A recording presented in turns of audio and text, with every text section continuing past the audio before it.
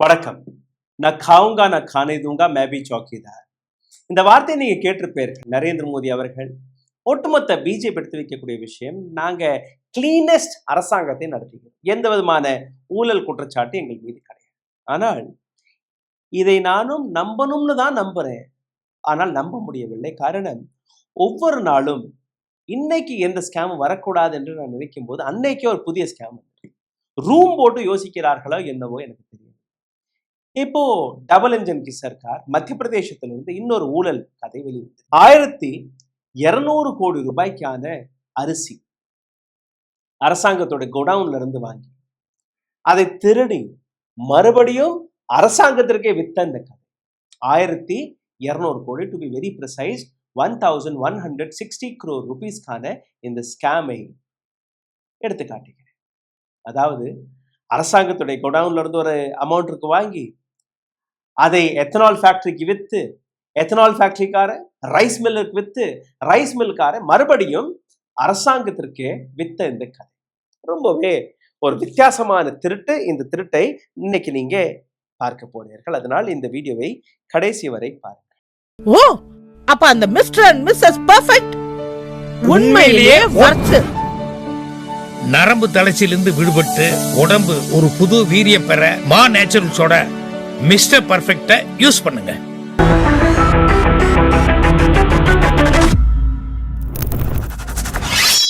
Ethanol விவகாரம் நாடு முழுவதும் வெடித்துக் கொண்டிருக்கக்கூடிய அந்த தருணத்தில் அதே எத்தனாலை வைத்து எத்தனால் தயாரிக்கக்கூடிய கம்பெனி, மற்ற புரோக்கர்கள், டிரான்ஸ்போர்ட்டர்ஸ்கள் மற்றும் ரைஸ் மில்காரர்கள் 1200 கோடி ரூபாயை எப்படி சூறையாடினார்கள் அதை நீங்க பார்க்க. கவர்மெண்ட் ரைஸ் மில்ல இருந்து தொடங்கி, எத்தனால் ஃபேக்டரியிலிருந்து தொடங்கி, ரைஸ் வியாபாரிகள் வரை மத்திய பிரதேசத்தில் அனைத்துமே நடந்திருக்கிறது. என்ன நடந்தது அதை நீங்க பாருங்கள். பாஸ்கர் ஒரு டீட்டெயில்டான ரிப்போர்ட்டை வெளியிட்டிருக்கிறார்கள். 5 லட்சம் மெட்ரிக் டன், அதாவது 50 லட்சம் குவிண்டல், 1-2 அல்ல, 50 லட்சம் குவிண்டலுக்கான இந்த செய்தி. அரசாங்கத்துடைய ரைஸ், அதாவது மக்களுக்கு கொண்டு போய் சேர்க்கக்கூடிய இந்த அரிசி, இந்த அரிசியை ப்ரெக்யூர் செய்யக்கூடிய வேலை யார் பார்ப்பார்? Food corporation of India, FCI. FCI கோடவுன்ஸ்களையும் நீங்க பார்த்தீர்கள்னா எல்லாமே பாதுகாப்பாக வைக்கப்படாது. ஒரு சில மூட்டைகள் அழுகி போகும். அந்த அழுகி போன மூட்டைகளை இந்த மாதிரி எத்தனால் தயாரிக்கக்கூடிய கம்பெனிகளுக்கு வித்து வரும் அரசாங்கம். நல்ல அரிசியோடைய விலை 4000 ரூபாய் பர் குவிண்டல். ஒரு குவிண்டல் 4000 ரூபாய். அழுகி போன அரிசியோடைய விலை கொஞ்சம் விலையை குறைத்து, ஏன்னா அழுகி போச்சே சாப்பிட முடியாது, அப்போ எத்தனாலுக்காச்சும் பயன்படுத்திட்டோம்னு 2200 ரூபாய்க்கு அரசாங்கம் அதை விற்கும். 2200 rupees. இப்போ அரசாங்கத்துடைய ஃபேக்டரியில இருக்கக்கூடிய கோடவுன்ல இருக்கக்கூடிய அந்த நல்ல அரிசி, இந்த நல்ல அரிசியை எத்தனால் ஃபேக்டரிக்கு வித்துட்டாங்க.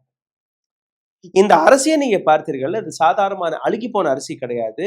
fortified ரைஸ் என்று கூறுவார்கள். fortified ரைஸ் என்றால் இதை என்ரிச் செய்வார்கள். வைட்டமின், மினரல், குழந்தைகளுக்கு, பிரெக்னன்ட் பெண்களுக்கு ஒரு ஊட்டச்சத்து போன்ற விஷயங்களை இதில் கலந்து கொடுப்பார்கள். இப்ப இந்த அரிசி எத்தனால் ஃபேக்டரிக்கு போன உடனே 4000 ரூபாய் பர் குவிண்டல் விற்கக்கூடிய அந்த அரிசி, அதே அரிசியை 2200 ரூபாய், அதாவது அழுகி போன அரிசியாக வித்துட்டார். இப்ப எத்தனால் ஃபேக்டரிக்கு நல்ல அரிசி வந்துருச்சு. அதை வைத்து எத்தனால் தயாரிக்கிறதா?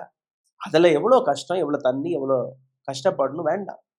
இந்த அரிசி அப்படியே ரைஸ் மில் அவர்களுக்கு வித்துடலாம். 2200 ரூபாய்க்கு வாங்கின அந்த அரிசியை ரைஸ் மில்லுக்கு 2800 ரூபாய்க்கு வித்துடுறாங்க.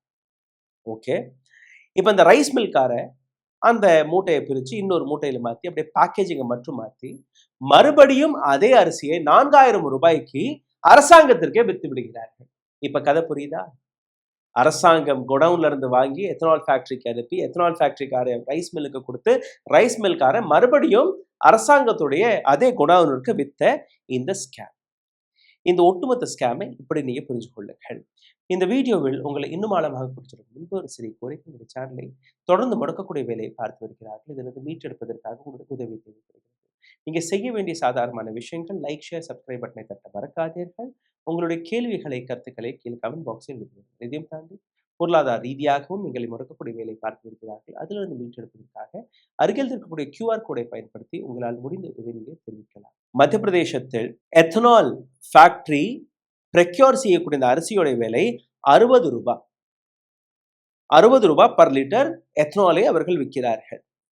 எத்தனை ஃபேக்டரி இருக்கு மத்திய பிரதேசத்துல? 36 எத்தனால் பிளான்ட்ஸ் அங்க இருக்கு.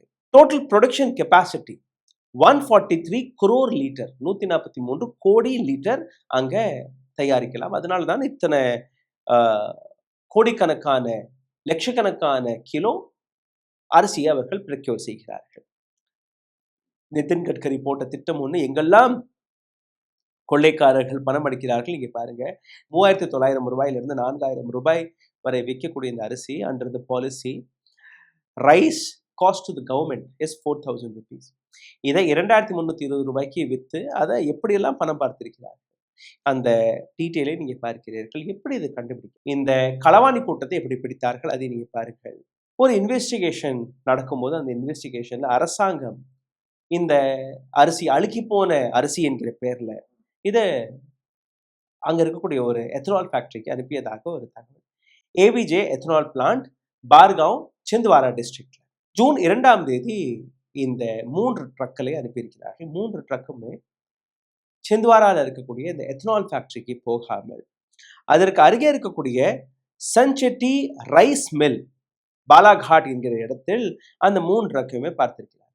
எத்தனால் பிளான்ட்டுக்கு போகாத இந்த ட்ரக் எப்படி இந்த ரைஸ் பிளான்ட்ல நிக்குது, ரைஸ் மில்ல போய் நிக்குது. அங்க போய் அலசி ஆராயும் போது ஒரு ஸ்பெஷல் இன்வெஸ்டிகேஷன் டீம் இந்த வேலையை போய் பார்த்தால்தான் எத்தனால் ஃபேக்டரிக்கு நாங்கள் எந்த அரிசி அனுப்புகிறோமோ அந்த அரிசி அங்கே போகிறதே இல்லையே. எத்தனால் ஃபேக்டரிக்காரர் நேரடியாக இதை ரைஸ் மில்லுக்கு அனுப்பி அந்த ரைஸ் மில்லுக்காரர் நேரடியாக மறுபடியும் அரசாங்கத்திற்கு வித்து விடுகிறார்கள். இது போன்று இவர்கள் பணம் பார்க்கிறார்கள். இந்த ஒட்டுமொத்த ஸ்கேமில் ஈடுபட்ட நபர்கள் 40க்கும் மேற்பட்ட நபர்கள். இதில் rice millers, ethanol plant operators, transporters மற்றும் அதிகாரிகள். இதுல 4 பேரை மட்டும் கைது செய்திருக்கிறார்கள். 12க்கும் மேற்பட்ட ட்ரக்ஸ்களை இதுவரை சீஸ் செய்திருக்கிறார்கள். இந்த மேப்பை நீங்க பாருங்கள். மறுபடியும் உங்களுக்கு எக்ஸ்பிளைன் செய்கிறேன் எப்படி இந்த ஒட்டுமொத்த திருட்டு வேலை நடக்கிறது. அரசாங்கத்துடைய குடவுன், ஃபுட் கார்பரேஷன் ஆஃப் இந்தியாவுடைய குடவுன்.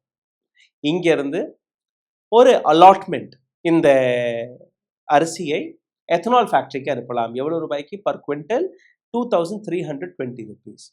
எத்தனால் பிளான்ட்டுக்கு போன உடனேயே அந்த அரிசியை இறக்கி வைத்த உடனே, பிகாஸ் அழுகி போன அரிசி இல்லை, நல்ல அரிசி, அந்த நல்ல அரிசியை 600 ரூபாய் மேல போட்டு நீ எடுத்துக்கோ ரைஸ் மில்காரனுக்கு வித்துடுறாங்க 2800 rupees. இப்ப ரைஸ் மில்லர் என்ன பண்றான்? பிராண்டிங்கை மாத்தி, பேரை மாத்தி, மூட்டையை மாத்திட்டு அப்படியே அரசாங்கத்துடைய ஃபுட் கார்பரேஷன் ஆஃப் இந்தியாவுக்கு வித்துடுறான். இப்ப ஃபுட் கார்பரேஷன் ஆஃப் இந்தியா மறுபடியும் அதை ரீபேக்கேஜிங் செய்து புதிய பேக்கேஜிங்ல மறுபடியும் நாங்கள் ப்ரெக்யூர் செய்து வச்சிருக்கிறோம் என்று அவர்கள் கூறுகிறார். சிந்தித்து பாருங்கள் எந்த அளவில் இந்த ஸ்கேம் நடந்திருக்கிறது. ஃபுட் கார்பரேஷன் ஆஃப் இந்தியா மத்திய அரசாங்கத்துடைய ஒரு அமைப்பு. அவர்களிடம் விசாரிக்கும் போது எங்களுக்கு இதை பற்றி எதுவுமே தெரியாது. ஒரு வாட்டி நாங்க வித்துட்டோம்னா, கொடுத்துட்டோம்னா அது எப்படி எங்கள்கிட்ட திரும்பி வருது, இதெல்லாம் நாங்க ட்ராக் பண்ண முடியாது. எங்களுடைய வேலை ப்ரெக்யூர் செய்வது, எங்களுடைய வேலை இது மாதிரி டைபர்ட் செய்வது, அவ்வளவுதான். எங்கள்கிட்ட நீங்க கேள்வி கேட்காது. 21 எத்தனால் பிளான்ட் கடந்த 6 மாதமாக 2.11 லட்சம் மெட்ரிக் டன் அரிசியை இதே போன்று ஃபுட் கார்பரேஷன் ஆஃப் இந்தியா வாங்கியிருக்கிறார்கள். அந்த பட்டியலை நீங்க பார்க்கிறீர்கள். 21 எத்தனால் ஃபேக்டரிஸ்ல எத்தனை கோடி ரூபாய்க்கான இந்த வேலை நடந்திருக்கு. இதுல பிஜேபி மட்டுமல்ல, காங்கிரஸ்ல இருக்கக்கூடிய நபர்களும் அந்த அரசியல்வாதிகளுக்கும் பணம் போயிருக்கு. அப்போ கூட்டுக்களவான எல்லாருமே. இப்ப இந்த ஒட்டுமொத்த விஷயத்துல ஒரு பாலிசி மாற்றமும் நடந்திருக்கு. பாலிசி மாற்றம் எப்போ? 14ஆம் தேதி பிப்ரவரி மாதம் 2025ஆம் ஆண்டு. Approval given to supply surplus rice to ethanol plants at the rate of 2250 per quintal. அரசாங்கமே ஒரு சட்டத்தையும் போட்டிருக்கிறது. சர்ப்ளஸா இருக்கக்கூடிய இந்த அரிசியை எத்தனால் பிளான்ட்டுக்கு அனுப்புங்க. ஏன்னா நாட்டுக்கு சேவை செய்யணும் இல்லையா? நிதின் கட்கரியுடைய மகன்களுக்கு பணத்தை கொடுக்கணுமா இல்லையா? அதனால் அந்த எத்தனாலை தயாரிப்பதற்காக இந்த சர்ப்ளஸாக இருக்கக்கூடிய அரிசியை அனுப்புங்க. 4000 ரூபாய்க்கு வாங்கின அந்த அரிசியை அரசாங்கம் 2250 ரூபாய்க்கு கொடுக்கிறது. 22ஆம் தேதி அக்டோபர் மாதம் இதற்கான ஒரு புதிய ரேட்டையும் கொடுக்கிறார்கள். இல்ல கொஞ்சம் லாபம் அரசாங்கம் கிடைக்கணும் இல்லையா? அதனால 2320 ரூபாய். 8ஆம் தேதி மே மாதம் 2026ஆம் ஆண்டு FCI given authority to select the godown for release of rice. Food Corporation of Indiaவே செலக்ட் செய்து காட்டுகிறது. ஓகே, இந்த இடத்துல இருந்து நீங்க அரிசி எடுத்துக்கோங்க, அந்த இடத்துல இருந்து நீங்க அரிசி எடுத்துக்கோங்க, எவ்வளவு வேணாலும் நீங்க கொள்ளையடிங்க, பிரச்சனை இல்லை, நாங்க பார்த்துக்கோம். எத்தனால் இண்டஸ்ட்ரி எந்த அளவுல எங்க இருந்தெல்லாம் இந்த பணத்தை கொள்ளையடிக்கிறார்கள் நீங்க பாருங்க. ஒரு மிகப்பெரிய நெக்ஸஸ் எப்படி வேலை பார்க்கிறது, பிஜேபியோட நெக்ஸஸ் எப்படி வேலை பார்க்கிறது நீங்க பாருங்க. ஆனந்த் தர்கார் ஒரு சீனியர் ஜேர்னலிஸ்ட், அவர் கொடுத்த statement, there should be an impartial inquiry into the role of government officials, rice millers and ethanol plant operators in case of alleged misuse of government rice in the name of ethanol.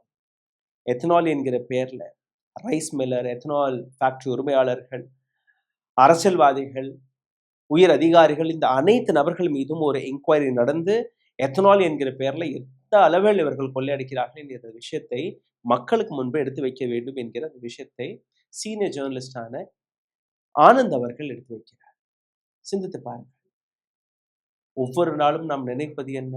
இதற்கு மேல் தவறு நடக்கக்கூடாது, இதற்கு மேல் கொள்ளை அடிக்கக்கூடாது, யார் இதற்கு மேல் ஸ்கேம்ஸ் எக்ஸ்போஸ் ஆகக்கூடாது. அதனால ஒவ்வொரு நாளும் நரேந்திர மோடியின் சாசனத்தில், பிஜேபியின் ஆட்சியில் இது போன்ற ஸ்கேம்ஸ் நடந்து கொண்டே இருக்கிறது. சிந்தித்து பாருங்கள். நன்றி, வணக்கம். ஓ, அப்ப அந்த மிஸ்டர் அண்ட் மிஸ்ஸஸ் பர்ஃபெக்ட் உண்மையிலேயே வர்த். நரம்பு தளர்ச்சியிலிருந்து விடுபட்டு உடம்பு ஒரு புது வீரியம் பெற மா நேச்சுரல்ஸோட மிஸ்டர் பர்ஃபெக்ட யூஸ் பண்ணுங்க. ஊடகம் கார்ப்பரேட் அரசியல்வாதிகளின் கைப்பாவையாக அடிமைகளாக இருந்தது போதும்.